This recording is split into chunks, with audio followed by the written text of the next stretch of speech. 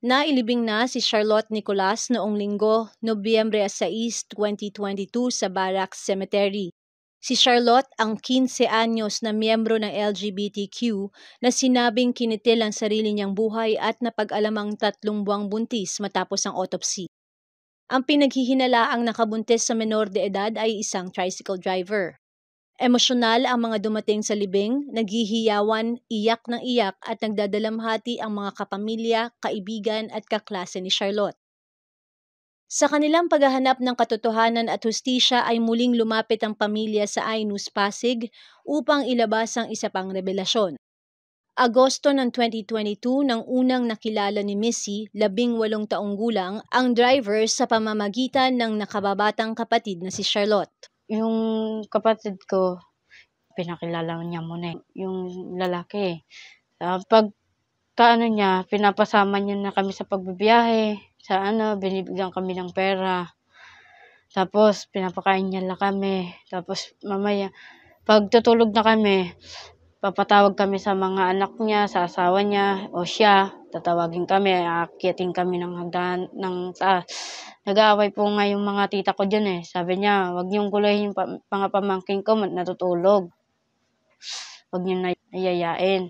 Yun po. Idinagdag pa nga nito na nung araw ng insidente ay nagkaroon ng pagtatalo ang kanyang kapatid na si Charlotte at ang driver. Yung Webes, pa yun, masayahin kami ng mga kapatid ko eh.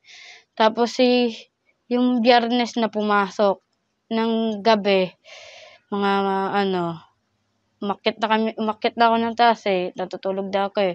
Mga 3:00, ginigising ako ni Charlotte na, ikaw daw sasama sa pagbibiyahe. Bumaba ako. Maya-maya, labas kaming 3. 3 kami. Si kuya eh, pati yung Charlotte eh, pati ako eh. Tapos nagtatalo sila yung madaling araw yun. Pinaunan nila ako sa tricycle nila Charlotte. Sabi ni Charlotte, mauna ka na sa tricycle kasi uwi na ako, matutulog na ako. Sabi ni kuya, ihatid ko na. Maya-maya, ang tagal po lumabas eh. Ang tagal. Tapos may dumaan, narinig na may nag-aanuan, may nagbubugbugan. Tapos yung kamay niya, may balot ng panyo, yung driver. May panyo eh, kamay niya eh. Tapos yung pag ko, tinapon niya bigla, tinapon niya na yung panyo. Tapos may nakita ko na parang namumula yung kamay niya. Sabi ko, kuya, ano nangyari dyan? Wala, na lang to, na kinakamot niya lang daw yan. Tapos, may nakita kami na bakas dito na kamay. Doon namin po nalaman na hindi naman magagawa yan ng kapatid ko. Tapos, pina-autopsy yan. Doon po namin nalaman na nabuntis po siya. Sa isip-isip ko na baka pinatay niya, kasi may nakita kaming bakas ng kamay. Tapos yung kurtina, hindi, pag isang ganyan lang ng kuya ko, tanggal agad, yung dito lang na masikip. Kasi yung kamay niya eh. Hindi yung kamay niya ito yung panyo na inaano niya, para hindi niya makita yung bakas ng kamay ng driver. Hindi po ako makatulog eh. Kasi gusto ni Charlotte na bigyan namin ng katarungan yung kapatid ko. Nagsabi po ako kay mama na, ginagalaw po ako ni kuya. Ayun po yung sabi, sige, pupunta tayo kay Kuya Louie, lalapit tayo. Sa tiwala ng magkapatid at paniniwalang tinutulungan sila ng driver ay sumasama sila dito at pumupunta din sa bahay nito. Lasing eh. Pinapunta niya ako sa bahay nila. Sabi ko, kuya, hindi na muna ako pupunta. Tapos pumunta ulit sa bahay namin. Kinausap ko, kuya, anong ba problema niyo sa akin?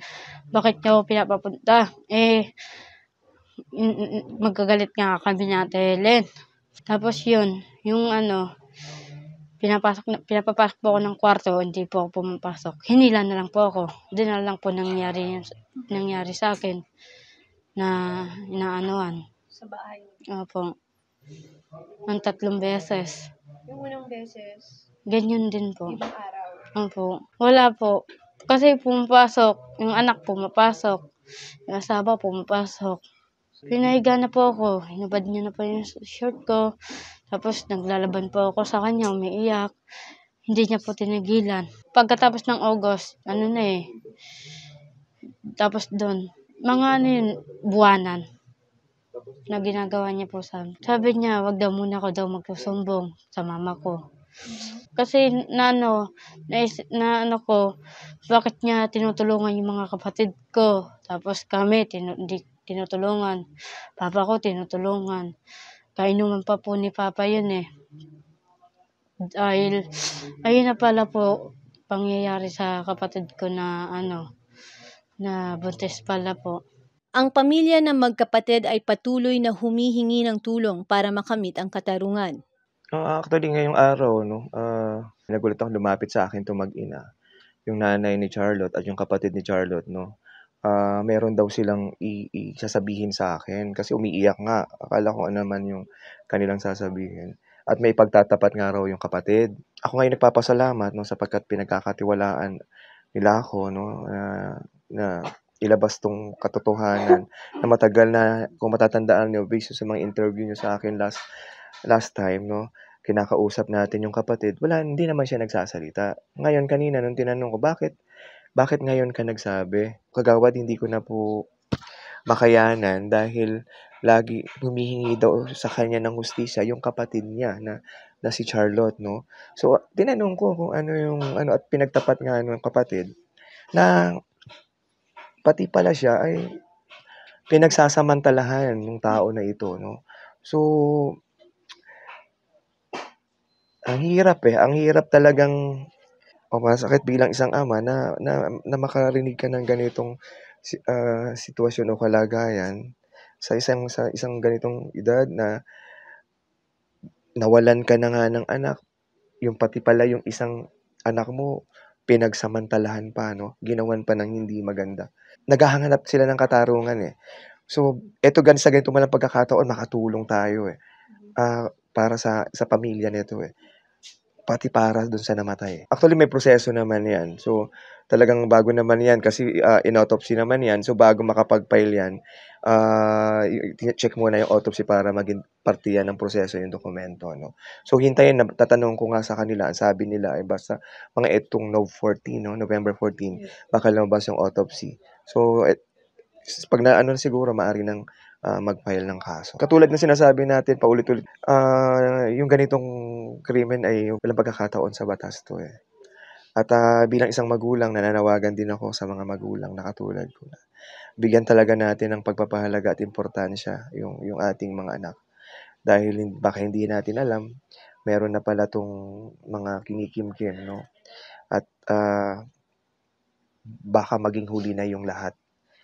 Mahirap na ibalik 'pag wala na. So, yun lang po, mag-ingat tayo palagi.